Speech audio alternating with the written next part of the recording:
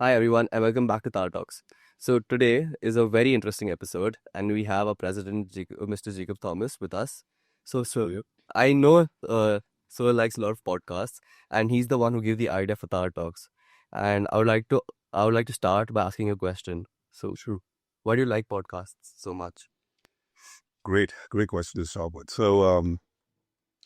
I can't remember how long it's been listening to podcasts, but it's been a while. It's been a few years, I would say.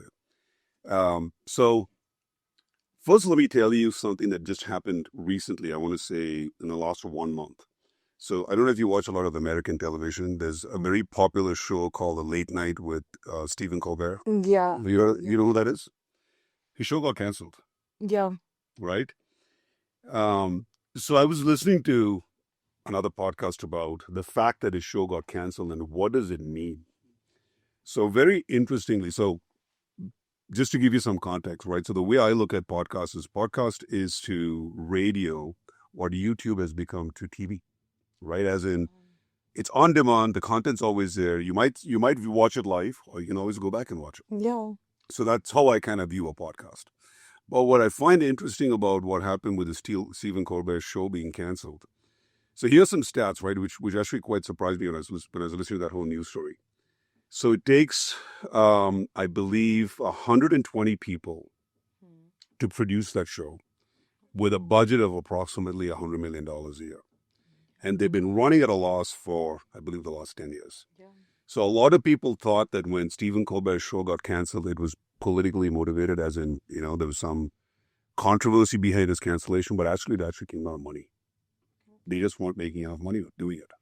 Now, what changed? Well, what changed is, I think the change goes back to the day when TV went from cable TV to streaming. streaming.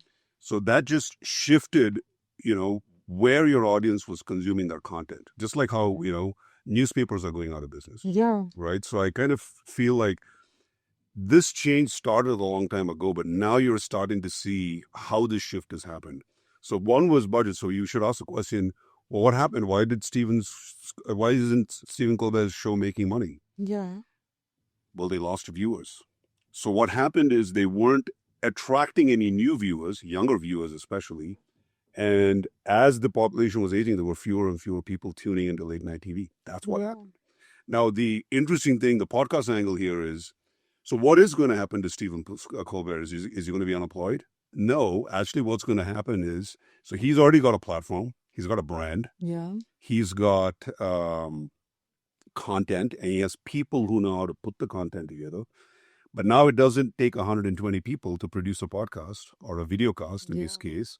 So he's just going to take his show, or rather his brand name. He might let go of late night, start a new podcast with his brand name on it, yeah, with 1/10 the number of people and probably 1/10 the budget, or maybe even less than that. yeah, Now think about, with that little bit of investment that he's going to resurrect his show in a different form, and this now as a podcast, what does that change? What does that tell you about how mainstream media is evolving? So to me, I don't know, it's a long answer, but yeah, that's why I love podcasts, because the content is on demand. And for our school community, why I really wanted us to get into podcasting, one, because I think it is an interesting medium. It's also an accessible medium. Can you imagine if I don't know, 15 years ago, someone said, can you record a TV program? Little difficult, right? I mean, the cost of putting it together and then finally finding a way to air it. With a podcast, yeah. all those costs are very low, right? You can Definitely. We don't even pay to like have it being uploaded anywhere. exactly. Yeah, I mean, quite we had some investment. We had to build the Yeah. studio. We had to buy some equipment. But you guys don't have writers. Yeah, You know what I mean? You don't have anyone. Everything's being done by you, by the students. And I think that's really the other motivation why I wanted us to have a school podcast, is because it's an interesting challenge for all of you. I mean, let me flip the question back to both of you. What has your journey over the last 1 year been with Tahr Talks? What did it feel like when you were recording your first episode, and what does it feel like now, a year later, when you're recording? How many episodes have been? 40 something? 47 episodes. Yeah, 47. So what does it feel like when you're recording a 47th episode? So do you want to go first or should I? Okay, I'll go first. So I remember the very first time we recorded. So Tahr Talks is the second podcast I've been a part of. The first one was Of the System. And I'm gonna be very honest, Of the System, we were just trying to explore what podcasting was. So we were just getting started. I remember our very first recordings for that podcast happened in Wharton Hall with our laptops as our mics. So the first No video. no video, Oh, yeah. no video, only our like laptops as mics. So the very first episode we recorded over here, me and Rinav, I remember we barely knew each other. We just knew that we were in front of a camera and we had mics in front of us. And we just had to talk. And we just had to talk, which sounds very easy, but it actually wasn't. Exactly. Because I think our introduction episode was the very first time I was like seated in front of a camera and I had actual mics in front of me. So that was very interesting. And now, honestly, the camera just feels like second nature over here. It feels like just a part of the podcast studio. And I'm gonna come like to the topics we were recording on. The past 1 year we've recorded on a lot of topics. We've recorded on like entertainment, media, literature, science, everything. And through the podcast, I feel like every week I've gotten at least like one new piece of information for myself too. Because we like put up new scripts, so I get to read up new things and I can talk about it later. So I have personally loved that a lot. I feel for me, when I first entered, it was really, I was nervous for some reason. But then right now, it's fine. It just goes. I can talk whatever I want, whenever I want. And 47, I don't know truly. yeah, stay. Because 47. I gotta call that one. So till now, whatever we have done, like there's not been an interesting subject for me, really, personally. I'm gonna tell Sir and the audience this one thing. So all over the vacation, all over winter, all over summer, and every single day in school, I've asked him, give us topics you want to cover. Give us topics you want to cover. What's your response? You're Brad? Ames captain. Come on. How hard can it be for you to come Right. with topics to cover? Still, it's like it's not been, but it's been fun, you know. We've built a bond. Now it's Yeah. just there. You know what you should do to this guy? Yeah. When the next team takes him over, have him back as a guest speaker. Oh, let's do that. Let's into. Oh, yeah. So I think we're definitely gonna have that. We need to do that. We need to have you like seated in the center all alone. Exactly. Yeah, do it. Throw some curveballs at him and see what he does. Oh, that's definitely happening now. We'll see about it. Yeah, Reenav's journey continues till that episode, I guess. So just to go back to your question, Yeah. I'll put another question to you that's along the same lines. Do you think that mankind will stop traveling by train someday?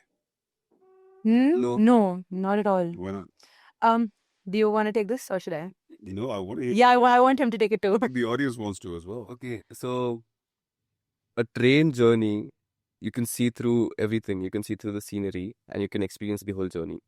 And for like mankind is still evolving in the train industry. They've come up with bullet trains which are faster now. So I don't think so it's going to stop pretty much. It'll still go on. They'll make something more out of the Yeah, train industry. the trains just keep on getting better. Now we have the magnetic rail and all. It keeps on getting better. So you guys were thinking about train to move people, which in this country very important. Yeah. I was actually thinking a little bit beyond that. I think yes, to move people. I think cities, I think, will heavily rely on Trains. subways and metros and those kinds of things. But I think another place where you'll definitely see trains continue to be used will be to move goods, Move goods. to move Yeah. cargo. So I think, and reason being, it's on the surface, so Yeah. it's a little bit inexpensive compared to flying Flying. cargo. Yeah. You can move a lot of it. I mean, if you make your locomotive more powerful, you can pull more of it. So it's my point is it eventually becomes cheaper and cheaper to transport more by train. Yeah, definitely. So I think for that reason, it Yeah, won't go away. it won't go away. And I feel like now, just because you mentioned this, I'm gonna go back to your very first point for a minute. That podcast is to radio, what like streaming was to television. I feel like it's the exact same thing with like different sources of entertainment too. Like our parent generation, and so I'm sure you too. You guys come from a generation where radios were a big deal. Like I've heard my mom talk about how she would like stay awake for like a particular radio channel to play a particular song at night, and thinking about it right now, you can access a podcast whenever you want. You can access a TV show whenever you want, and this has evolved. It's become more convenient for the people. So I feel like similarly to the way where trains are becoming more convenient, so is like entertainment. I'm sure like a couple of years from now, we'll have like something other than podcasts. We could have, I can't even like think of the endless opportunities. But I feel like it's the exact same thing with podcasts too. This would be like my reason for loving podcasts so much. It's like a radio but more convenient. So can I just share with you, as you were describing that, how your mom Yeah. discovered music, I was recollecting how I discovered music as a kid. Yeah. So as a college student, so I went to college, I did my university undergrad in Boston. We had this thing called Tower Records. It literally was a building. It was like maybe 9 or 10 stories tall, filled with CDs, right from the ground floor all the way to the top. So no internet or internet was just working, but not it didn't yet have all the capabilities that we know today about the internet. So if you wanted to discover music, yes, you listen to the radio a lot, which was live. It wasn't recorded. Or you went to a place like Tower Records and you would go and check out, they would have listening stations and you would listen to that. Now, what I find interesting about how we do music today, first of all, the CD doesn't even exist anymore, right? Vinyl's making a comeback, but in very, very niche places. But today, if you look at it, the record store doesn't exist, right? It's gone. But also, I think this is where I want to get your thoughts on it. What do you think are the negative aspects of some of these new technologies? How is it changing how we meet people, how we interact with people, how we socialize? Do you think it's a good thing or a bad thing that, because my point is, imagine your mom or me discovering music. We had to get out of the house. We had to go to a place where you meet people who are also there for the same reason, right? Today, I feel like some of that is not happening anymore. Yeah, but I feel like I have two opinions on this. Firstly, Rinav, what would you like to say about this? And then I'll come to my opinions. Okay, so I just think it's how you use it, and it's not like when you are on Spotify or anything. Right now, there's this feature which is going on in Good Shepherd, which is a blend. Okay, so anyways, interact with the person you want to, and in that blend, you get a list of songs which you and the person who you've blended with, and there's like a like a similarity index. So let's say for me and Prisha, if we have a blend, it'll be like what I feel is going to be pretty low, like 10% or something. How? Because I listen to such good music. You don't listen to good music. And from that, I feel So you need two scores then, overlap and Right? taste. so and for me, technology has evolved, but then it's helped us also in some aspects. Like right now, if I'm in Good Shepherd, for example, I can talk to my parents way back home, and we couldn't do that. I remember my brother when he was there, he used to send us letters, written letters. He used to send us home. Like we have a stack this high at our house with his letters. I did that too as a kid. For me, I'm going to talk about podcasting specifically for a minute, and I'm going to take a very, very specific example. So, do any of you know about Jim Harold's Campfire? I don't think so. So it's a very, very niche podcast. It's been going on for like a good 17, 18 years now. And what Jim Harold has done is it's basically his listeners write to him and they get on call, and then just like a campfire setting, he has all of his listeners on call and all of them share like their own like paranormal stories. And Jim Harold's Campfire has like millions of listeners worldwide. And that's the one podcast, when I think about it, I think of them as like a whole community. Because, you have like Reddit subgroups that talk about Jim Harold's. You have like his calling. You have like new listeners coming in every day. And you have like people like me who fall asleep listening to that podcast. And when I think about that, I definitely view that as a community. I see like Jim Harold's listeners as one community, very similar to, what you would observe at the record store or a CD store for that matter. But then, obviously, I have another side on this too, where if you're not actually online, because we know that the online world is not exactly safe for everyone, nor is it like very guarded, like you minus obviously like some parental control, you're on your own. So compared to like what going to a record store could have been, I'm pretty sure that going online and like joining communities might be slightly unsafe. But other than that, I feel like, podcasting these days and like even the kind of trends you choose to follow online can put you in a community. Agreed. Yeah, especially I think Reddit is a great example of. Yeah. It's become, like you said, it's probably the world's Yeah. largest community at this point, right? Definitely. I remember because I gave the June SAT. So my results were going to come out on 20th June.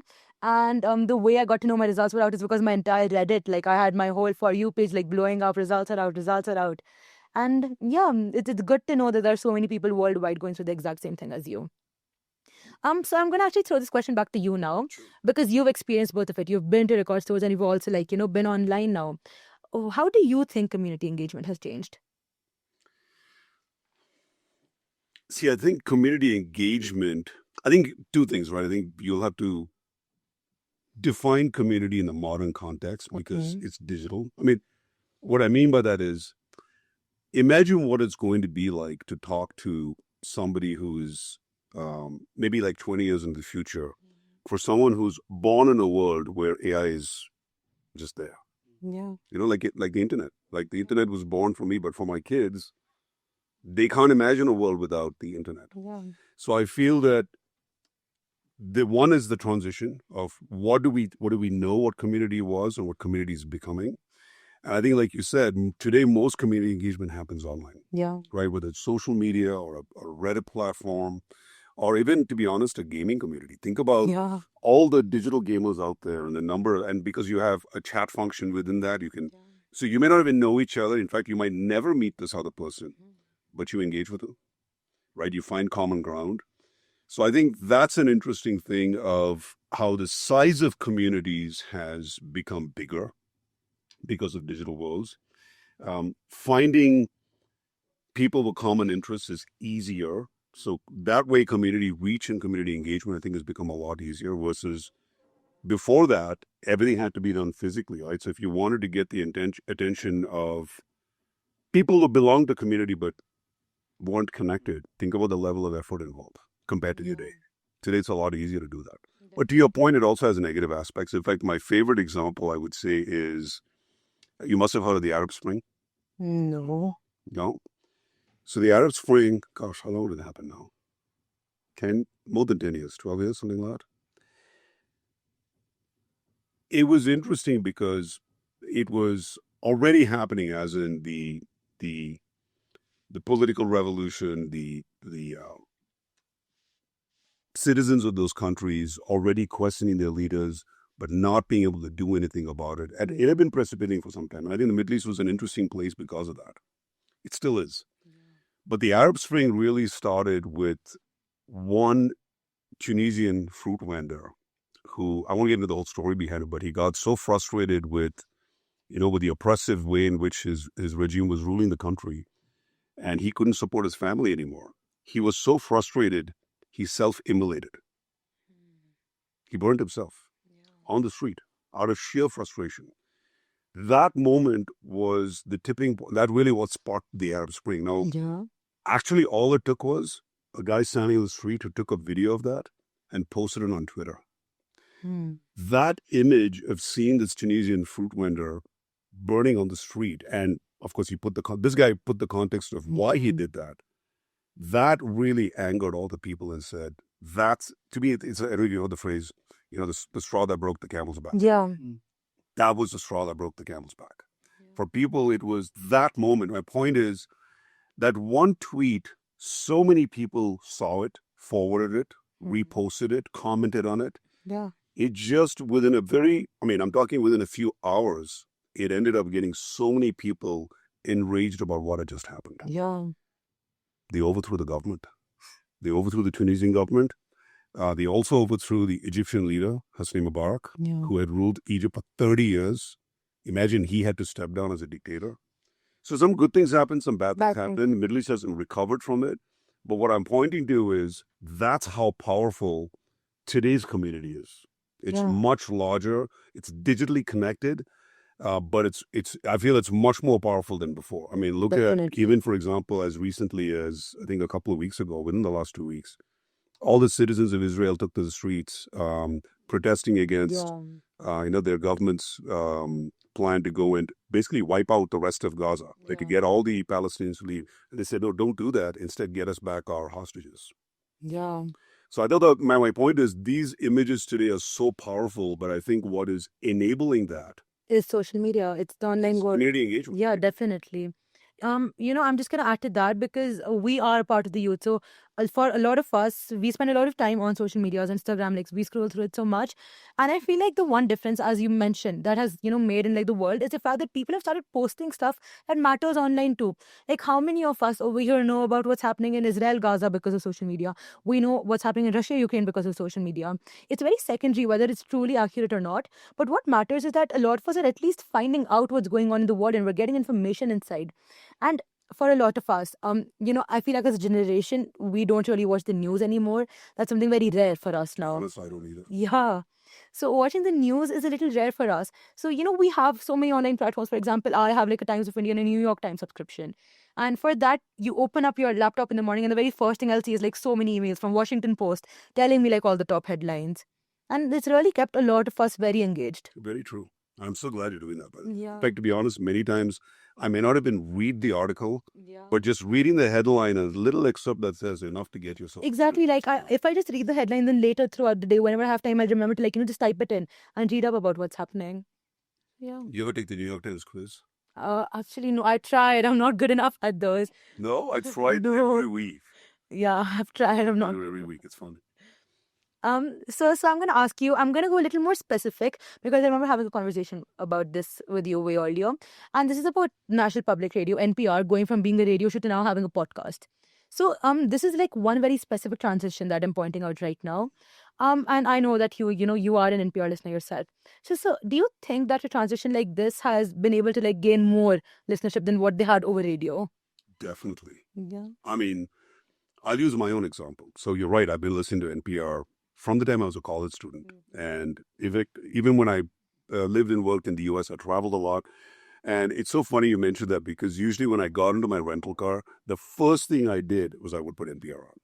It's the most familiar thing. And depending on the time of day, you almost kind of knew what was on the Yeah. radio.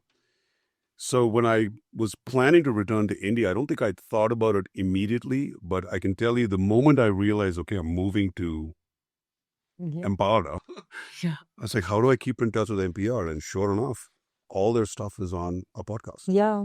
So I don't miss it one bit. I still listen to so they have a very nice news program called Up First, where they just pick 3 news stories of the day.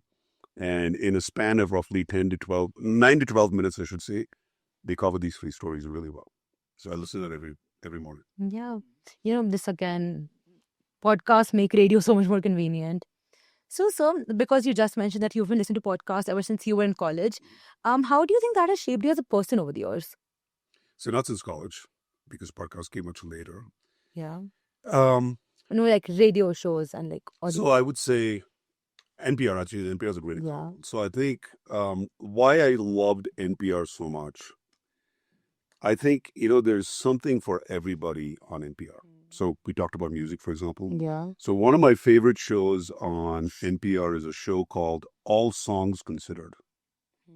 Now, it's a take on another NPR show, which is very popular, called All Things Considered, which you must have heard of. Yeah. Right? The host for the longest time was a lady called Terry Gross. And she's got such a smooth, soothing voice. I still love listening to Terry Gross. Her shows at least about an hour, I think. Yeah. And then I discovered All Songs Considered, and I love music. And so discovering music now, I just listen to All Songs Considered. Yeah. And it's great to just, see, because they do all the work for you, right? So they'll do what are the most interesting albums, which are the ones that are the most listened to, what are the fan favorites, which are ones that fans wrote in about. So I think, I'm giving an example of All Things Considered and All Songs Considered, but like that, there are so many other, amazing shows on NPR, which I find are so very intelligently curated. They pick really interesting topics. Yeah. And I also like the fact that whatever they do, they don't just skim the surface. They really go deep into that story. Yeah. That part I really love. So I think from that point of view, it has definitely shaped my worldview.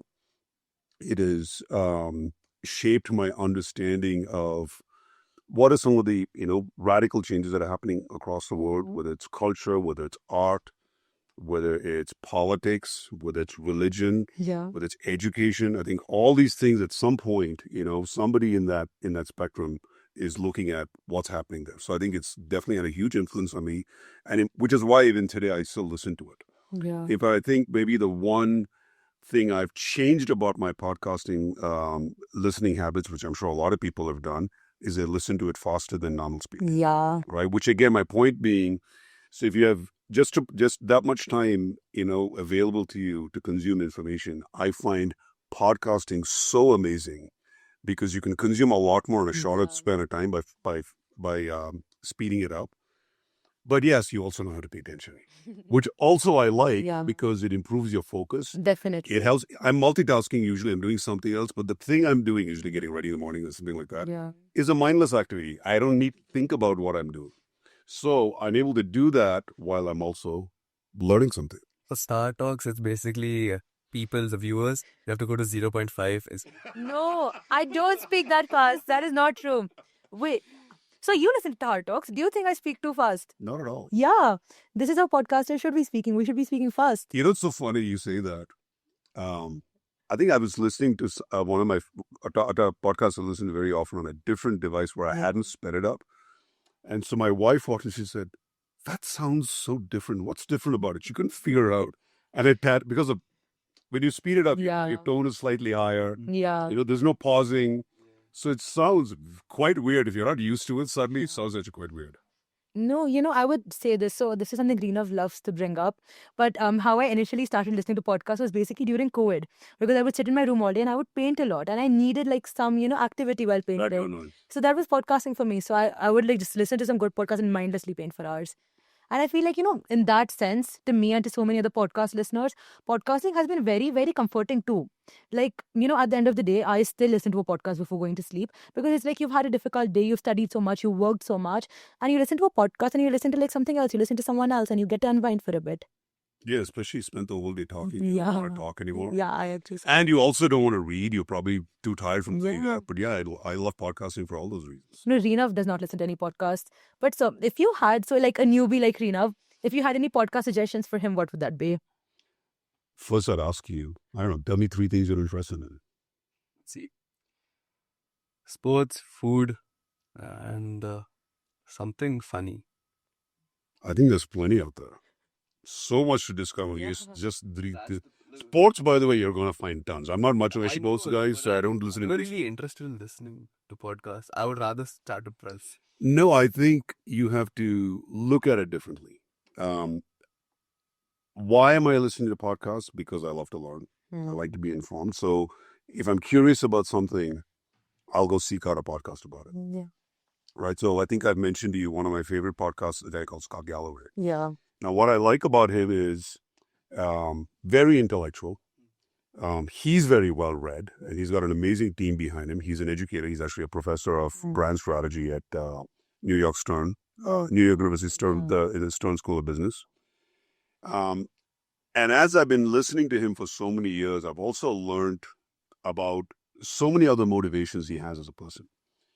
He's really smart when it comes to business, economy. He's sought out many times, as a speaker, as a consultant, as an advisor.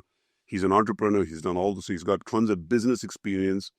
But then I discovered this other side of him, which is how committed he is as a father, which was interesting for me.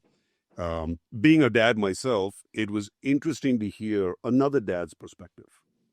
And so I started to notice that he was increasingly talking about his journey as a dad, and what are some of his struggles with his relationship with his 2 sons, and what is it like watching them grow up? What is it like to see them go through puberty and enter teenagehood? And how is that changing his relationship with them? It was very interesting to listen to that part. In fact, he's recently been very focused on, which again is something I don't think I paid much attention to till I started listening to Scott. He talks a lot now about a very sensitive topic, which is the topic of the decline of men, which I don't know if you guys have thought about it or heard about it. Yeah. Maybe not so much in India. I don't think we are seeing it as yet, but in the Western world, that is a serious concern. So opposite end of that is the rise of women, which is a good thing. Yeah. I think everyone's been trying to make that happen. I think what no one expected is, I don't think it's cause and effect, but as women were rising in their careers, in their education, in their standing in society, Men have been definitely. For whatever reason, men have been declining. Yeah, whatever He's been stance they talking could have been. Yeah, definitely. So I'm just giving you an example of, to me, these are some areas that I'm very interested in. And I think through a lot of discovery, I found someone like Scott, and I've been listening to him now every week. Yeah. And he's got tons of content about that. So that's one example of it. Tell you another guy I really love listening to is this guy called Guy Kawasaki. Yeah. I think we've talked about Guy Yes, Kawasaki. we have. So Guy Kawasaki does a very interesting show. Now, who's Guy Kawasaki? Guy Kawasaki used to work for Apple back when Steve Jobs was around. He actually reported to Steve Jobs. So Steve Jobs invented a new role for his Wow. company in the tech industry. And the first guy he hired for that role was Guy Kawasaki. You know, the role he invented is going to sound so strange when I say it to you, but the role he created is product evangelist. What do you think that means? I remember researching about this. Someone who can. Oh, yeah. Is it someone who just spreads the product around? Someone who. No. It's kind of marketing. Yeah. It's kind of marketing. It's kind of salesy. But so here's the other thing that Steve Jobs is very famous for saying, that he makes products that consumers never knew they wanted. Yeah. I That. don't know, you heard it. That. So because of that, he said, I want to create a role called someone called a product. No, who would put, because you know what an evangelist is otherwise, right? Somebody preaches religion, Yeah. right? So I think the key phrase there, the verb is preach. So he wanted somebody who knew the product really well, but also understood why this product had been created. Now think back to some of Apple's groundbreaking products. Back then it was the Macintosh, right? Brand new, because until then, how many personal computers were out there? Not Yeah, many. It exactly. was only IBM, it was Microsoft with Yeah. Windows. Now here comes Apple with their own hardware, their own software, their own applications. You needed someone to go in. Yeah. Like I said, it's like starting a new religion, right? I need to preach to people and get you to come join my religion. So that's who Guy Kawasaki is. So he today has a very interesting podcast called Remarkable People, Yeah. which I find interesting because, again, Guy Kawasaki himself is a pretty remarkable guy, I think. Now, here's this guy who goes around finding remarkable people from all walks of life. You know, whether they're famous politicians, authors, social activists, CEOs. He's got all kinds of people that he brings. But my point is, it's about an hour-long show that he does, but he does tons of research on that person. Usually they would have written a book, so he's gone and read their book, so he knows something deeply, personal about them. from in their book, and then he does an interview with them. If you are going to watch one of his shows, can I tell you my favorite one that I've saved from Guy Kawasaki? He's got a few, but my favorite one, the one that stood out for me, is he interviewed another author, a guy called Daniel Pink. Very interesting episode. It's all on YouTube, so you can go watch it anytime you want. Daniel Pink, again, is a very interesting guy. He's kind of like, I don't know, I think he kind of reminds me of Simon Sinek. I'm sure you guys know who Simon Sinek is. So he kind of reminds me of Simon Sinek, but a little bit different because I think Simon Sinek, I think, speaks to a larger audience. Yeah. Whereas I think Daniel Pink is speaking to the individual, to the person. And so the episode I watched is where he talks about his new book. At that point, it was a new book where he talked about something called Mastery, Autonomy, and Purpose. Very interesting. So, but just listen to that episode. It's so fascinating. Oh my God, of how he came up with MAP. What is mastery, autonomy, and purpose? It actually is in your life. You just don't know it. But if you did take control of it, and if you gave it meaning, and if you gave it movement, what would it do to your life? How would it change you as a person? Do you think that is going to get you into podcasting? Let's see. No, I think these examples are pretty boring. No, we'll have to meet him after a month and get feedback now. So It's like, if you love food, though, I don't know if I would watch a podcast. I'd probably go to Netflix and watch Chef's Table. yeah. You watch that show, Chef's Table? Nah, I watched Dude, you gotta watch it. I watched Nick Vijwani. He was trained by what is the guy? Oh, I do know him on He YouTube. was trained by I forgot the Hell's Kitchen. Hell's Kitchen. Who is Ramsey. Gordon Ramsay. Okay. He's opened his first restaurant in India. Oh, he has? Yeah, I just Oh, read about my it 2 days ago. So he's opened a burger joint in Delhi Airport. Oh. In Delhi Airport. Okay, wow. That's Yeah, yeah. it's in Delhi Airport. Somewhat in India.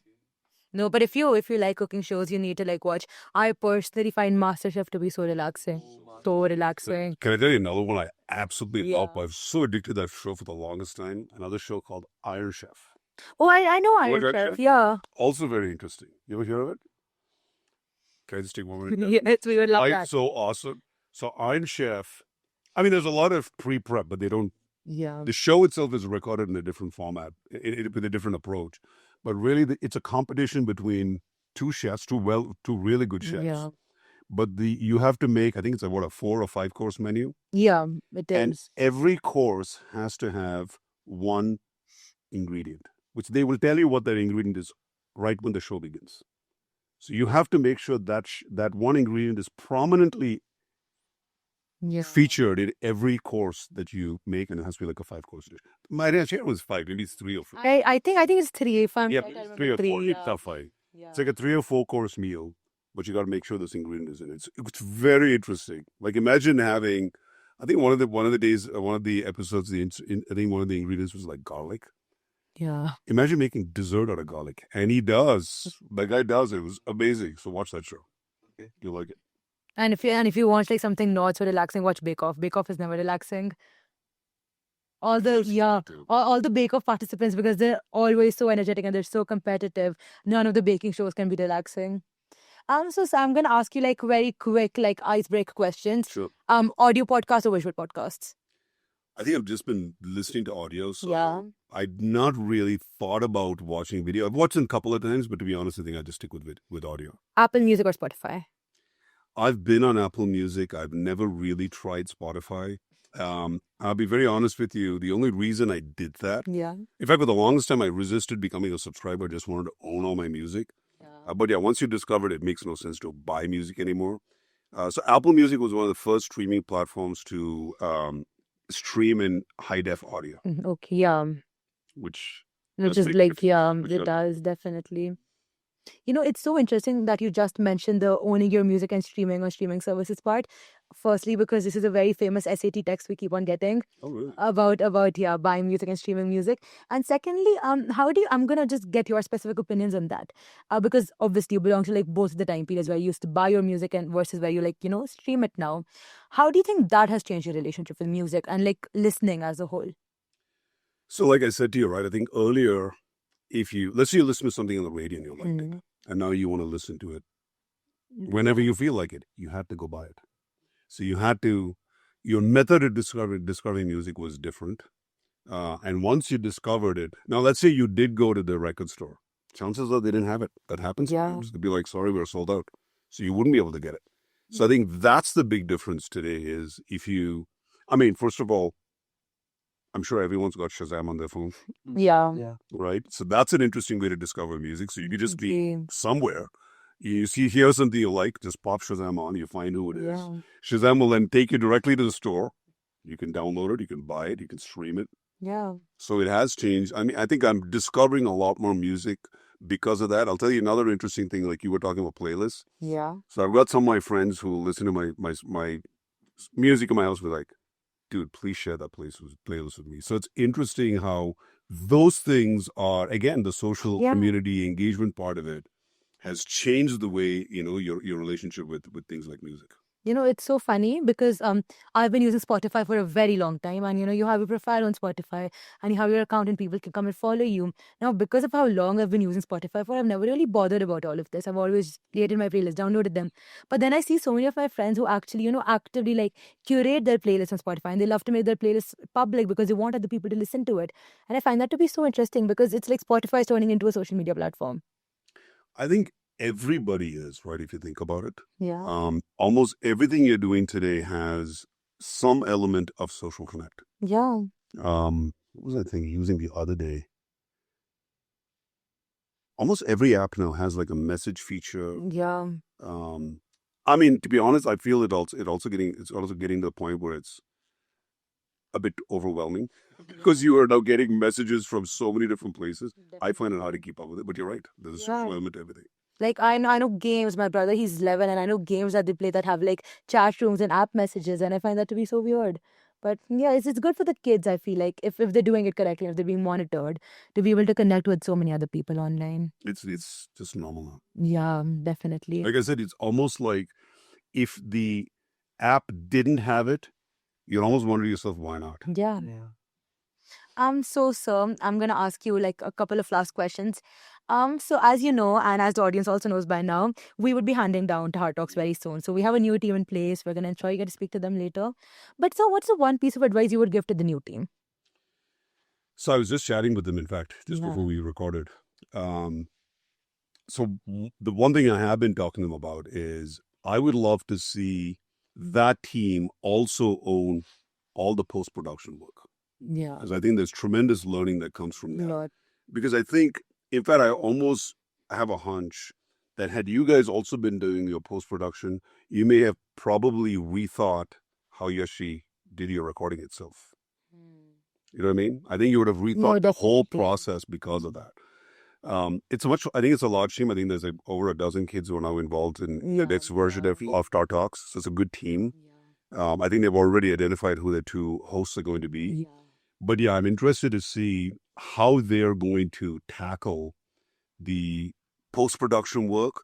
But I think the overall project management, if you remember, I even asked both of you this question. Yeah. With how busy your lives are in the school, where did you find the time to record podcasts? Yeah. Right? I don't think you really thought about it, No. but somehow it happened. Definitely. I feel like initially, because this was the first time we were like using the podcast studio and actually coming up with a weekly podcast in the school, we had not really anticipated the amount of hours we would have to put in. For example, I know like right after this tournament, I made skip an entire month of games because we needed to find some time to record. That is true. But I feel like even that it's a lot better this year with like the remedial time in place. Definitely. Yeah, and I think to that point, I feel it'd be interesting to see what kind of topics this new team is going to pursue, right? Because I mean, the show is just called Tahr Talks, but it doesn't really say what the talk is about, Definitely. right? So I'm interested to see how this group is going to approach finding these topics and what And, they're going to tackle. In topic selection, especially, the one thing that's for sure is that you have every single member of the research team contributing out of their own personal interest. And then you have us as the host also contributing from our own personal interest. So, for example, we've had so many episodes that we wouldn't have otherwise had if it was just me or Rinav, or it was just one person from the research team. And, with this new team in place, I feel like we're going to get so many new interests in place. So I'm very excited to see what they come up with too. So have you guys heard of the new intranet that we're launching? I think it's launching tomorrow. Did you see it? Oh, it's launching tomorrow? I had no idea. Yeah, I just saw an email from Vinod. I think so it's been in sort of beta for a couple of weeks now, but I think they're finally ready to get it launched. So the reason I'm mentioning that is, so she's put a feature in there where you can sort of view like a gallery.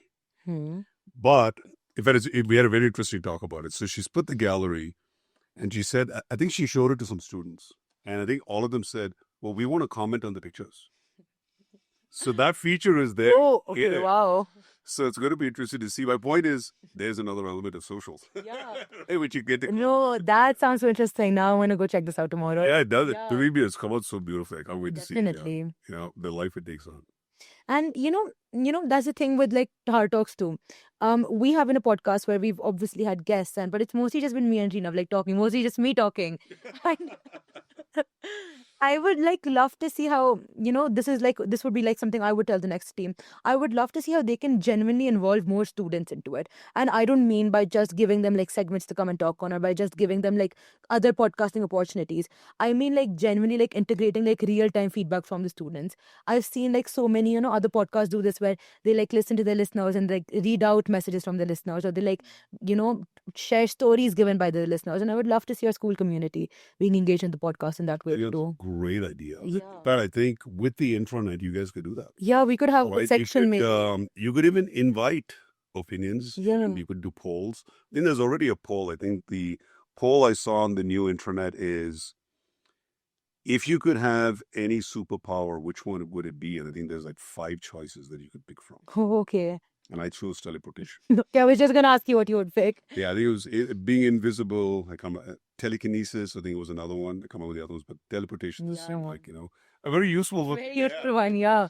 I'd go back home every evening, come back for classes. Yeah, you could be anywhere, with that kind of a superpower. Yeah. But yeah, exactly that point. It'd be great to see how again you engage with our community of students. Definitely. And how that's going to feed into what you're going to be talking about. So I'm very excited to see how the next team could take this forward. So that would be my thing. Rina, your thoughts. Last word. For the team, I feel like, as you mentioned, that in a short amount of time you should go deeper into the topic, which I don't think so we've done that much. We have just skimmed through the surface of the topic. We could go deeper, and that would be my message to the new team. Make it a short segment, but then you go deep into the topic. Yeah, definitely. Can you give me an example? Like what is one topic that you guys tackled this year that could be an opportunity to go deeper? It's CRISPR-Cas9. I know we can go deeper in that. I would really like that episode. I don't. No, it's so ironic how the very first episode that Reenav said is CRISPR-Cas9. That is an episode that I really wanted in because I love that technology. I love reading up about it. And that's the one episode Reenav complained so much about. By the way, it is an amazing technology. Definitely. So was there any audience feedback from that episode? I feel like I know a lot of bio students have actually gone back and listened to that episode because I love telling all of them if you want to learn more, go listen to that episode. And I feel like that's the one mistake we made. We went very academic. So we spoke about what CRISPR-Cas9 was and how it went ahead.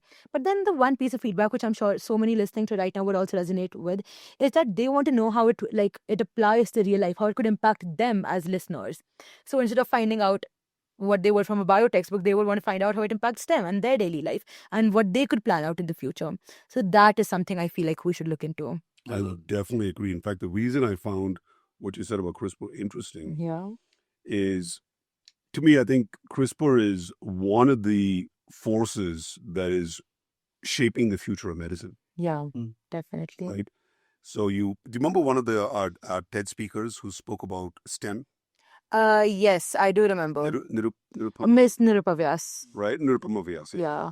So she spoke about STEM. So to me, so think about it, right? So CRISPR is now, in fact, I was just reading an article about them maybe a week ago. What did they do recently? Something interesting they did. Again, was some medical treatment that they couldn't do before that they figured out. It was very interesting to see. My point is, how's that going to change medicine? So you wanted to go deep. How will it change the role of a doctor in the future? Yeah. How will it change the role of medicine? Definitely. What will medicine look like in the future? In fact, I was reading this article recently, which is I'm reading a lot about, which is what is the future of work because of technologies like AI? Yeah. And interestingly, I found that the two careers that they keep talking about that will be significantly impacted by AI are lawyers and doctors. Yeah. But not nurses. Oh, that makes sense. That makes sense. Right. So Yeah. I found that interesting. So, I mean, obviously they're talking about it purely from an AI point of view. But I think if you were to just take this overall question and not limit it to just AI, but you also talked about things like CRISPR. And biotechnology. Yeah, biotechnology. In fact, I don't know if I've spoken to you about DeepMind and AlphaFold. No. Oh, yeah, wait, I do know about AlphaFold. They came up with, we covered an episode on this. You did, Yeah. You did. They were talking, I think they've mapped out proteins, possible protein sequences. So, I mean, essentially what they did, you're right. I mean, essentially what they did was, in fact, I love that documentary. Did you guys watch it? I think I asked them to play it in the school one day. No. Oh, it's an amazing, amazing documentary because they talk about the journey. But you know that DeepMind now belongs to Google. Oh, I Not did now. It's been with Google for more than 10 years. Oh, wow. But really where they started is, like all AI systems, it starts with patterns. So what they did was they first created the LLM, which they created using, that's what the documentary is about. I won't spoil it, you can watch it. It's amazing. But once they created the LLM, they basically fed it all the information that existed, research and knowledge that existed about protein structures. Yeah. And then they made the LLM go to work. And that's how they discovered, I think, 228 million protein structures. Yeah. But what's interesting about that is, to me, it is, if I were to find a parallel like it, to me, it's like Einstein coming up with a theory. It's a theory yet to be proven. Yeah.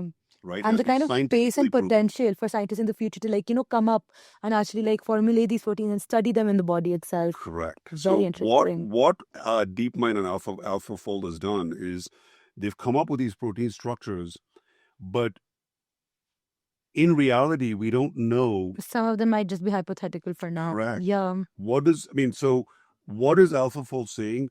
This is chemically an accurate or a valid protein structure. But in real life, it doesn't exist. B, in real life, if it did exist, where would you apply it? Yeah. Those are the things that are yet to be discovered. And those are the things that, we need scientists for. We need our generation to step into. So I don't agree with the sentiment that AI is going to take up our jobs. AI is going to definitely change our jobs and change the landscape we're working in. But we will forever have something to work on, definitely. It's a tool we need. I don't know. I think it is going to take jobs. I think you're right. I think it depends on how you look at it. I think some jobs will just fundamentally disappear and they'll never come back. Could be. But it will create new jobs. That also is definitely going to happen. In fact, I think I don't know who did this, but someone's come up with a prognosis that 76 million jobs will disappear, but 94 million new jobs will be created. And it's going to happen in a very short span of time, which is an interesting phenomenon if you look at it in terms of what does it now imply for education. Yeah. See, because like we were talking about medicine. So if you want to go study medicine for, I don't know, 8 or 10 years, what could happen in 8 or 10 years in the field of medicine? What could change? I'm sure at the point, because I want to go into medicine. So if I start my college next year, I'm sure by the time I actually become a doctor post residency, there will be like fields of medicine I've not heard of. Yeah, but I think you will hear about it. Especially if you're a student, you will most definitely hear about it. I think the challenge you're going to face is how do you take what you hear about, which is cutting edge, and incorporate it into what I'm doing your right now. professional development. I think that's going to be the challenge. Definitely. But I think you'll definitely hear about it. And if I love mentioning this example because we're talking about biotechnology. Have you guys heard the Da Vinci system? No.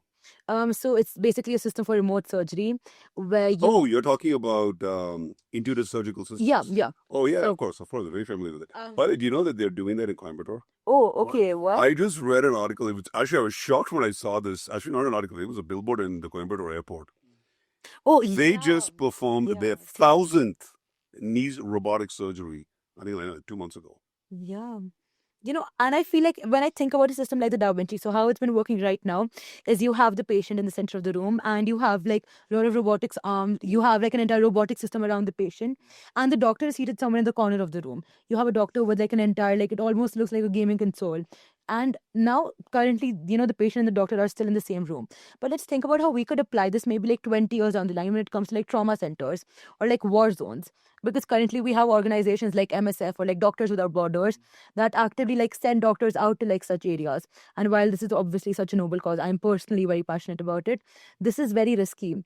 And with systems like the Da Vinci in place, and I feel like we're to be able to, just like advance the technology for it to be a little more remote, we could potentially have a doctor sitting in like one end of the work operating on like another patient sitting in a war zone. Actually, that's what the Da Vinci was first invented for. Yeah. Whereas you couldn't get the doctor to the patient on time, but if there was a Da Vinci system there, the doctor could be somewhere else operating on a patient in another geographical location. Yeah. That's what it was first invented for. And yes. I was just going to say, do you ever watch one of the Alien movies? Not the latest one, but I think, I'll tell you which one I'm talking about. I think it's called, I think the movie is called Prometheus. Nope. No? Not too old. It's obviously set in the future, but there's a very interesting scene. You know the Alien series? You watched the Alien series? No.